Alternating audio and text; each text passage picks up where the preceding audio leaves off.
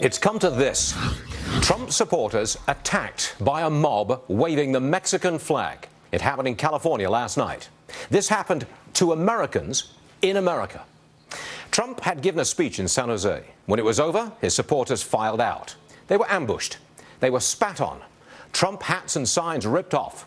The mob chanted, "Make California Mexico again." Trump supporters kicked and punched.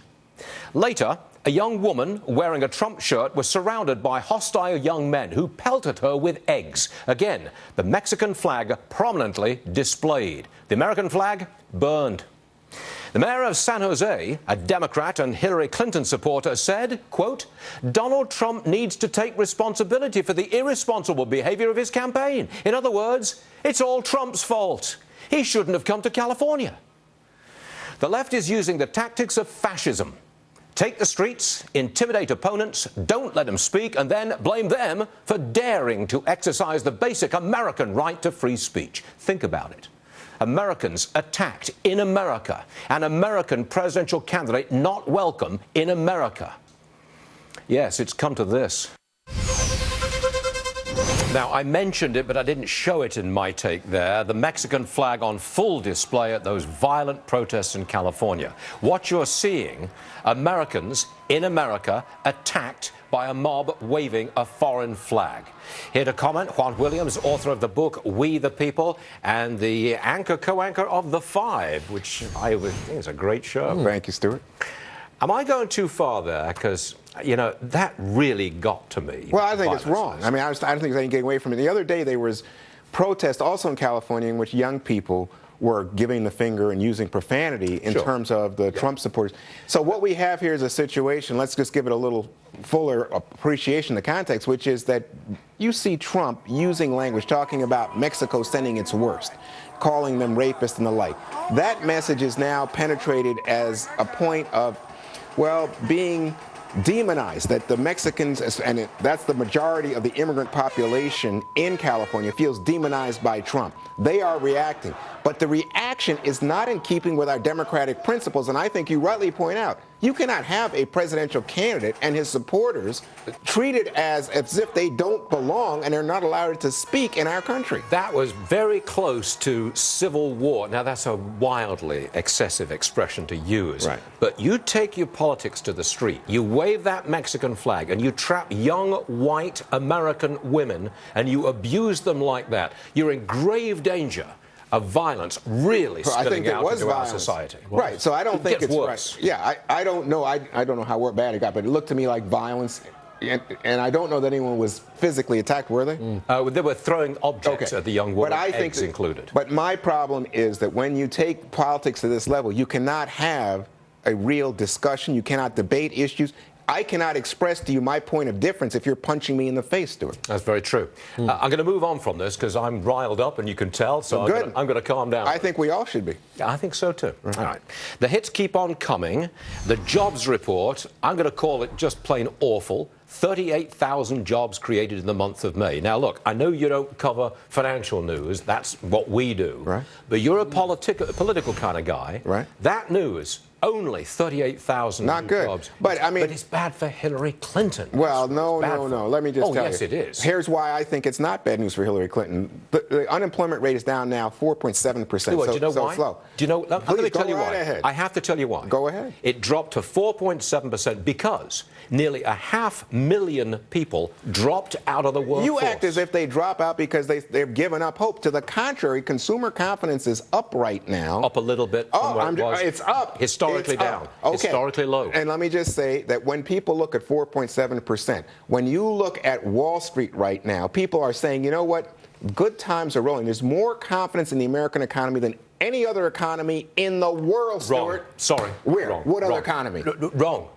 You are wrong because Wall Street stock market prices are up, not because of a wonderful economy, but because the Federal Reserve has kept interest rates at zero, and Wall Street's the only place to get a rate of return. Well, I don't care what the reason is. The fact is, if you have investments on Wall Street right now, if you have a 401k, it's doing pretty well. And my point, I don't know how you can say that if you have money to invest, if you have a business to start, you wouldn't want to come to America. Oh, I'm not saying that. I'm saying this is very bad news for Hillary Clinton. She's going into the general election with an economy that's spiraling down. Where do you get that from? Spiraling down? Let me tell you. Let me just tell you something.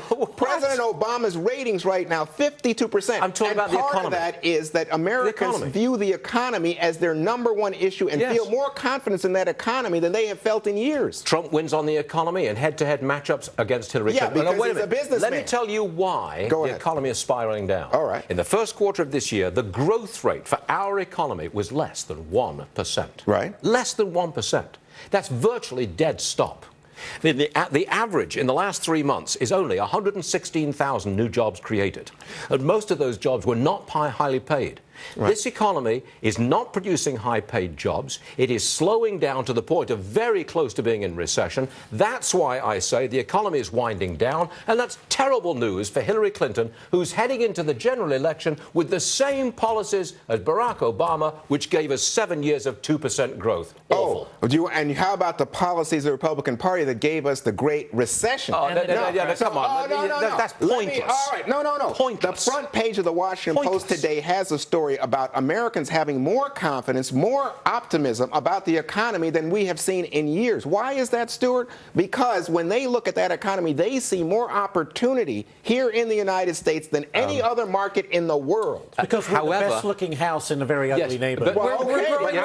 It doesn't make us good. It does make us good, and that's why President Obama this week, when he was in Elkhart, Indiana, talking about our slow recovery, said, don't always listen to the negatives, to the people who want to put down America. Hold on. Do you know what the headline is now in the Washington Post? Tell me. What is it again, Justin? U.S. hiring weakest in 6 years. True, but that's not the entire That's the economy story. spiraling down. Let me give you the White House response. I got this. It's from Jason Furman, the top economy guy there. He says, look, yes, the numbers are disappointingly low. However, he said, other trends are much more positive. Consumer spending, vehicle and housing sales. Also, this report highlights the need to spend more money on infrastructure, more job training, adopting trade agreements, and raising the minimum wage. Yes. Liz, hold on 1 second. Juan Williams, hold on. Give us a little more. Give me a nugget that shows that this report is actually worse than the headline. Sure. You knock out state, local, federal jobs, it's actually 25,000 jobs created. State and local and federal governments created 13,000 jobs. That's more than what was created in the professional and business services sector, hotels, restaurants, and retail. And the U.S. economy is now growing slower than Europe.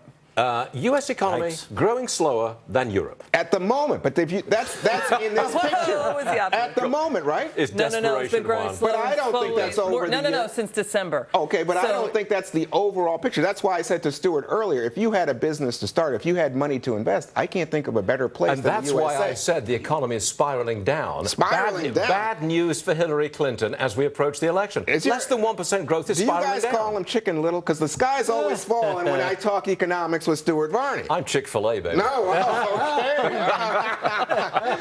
I think you're a cute chick, yeah. Time's up, son. I'll stay out of your bathroom, Stuart. All right. It was a good discussion. We aired the differences between us. We got it covered. And I'll be watching you at 5 tonight. Thank you, Stuart. Thanks, Juan. All right.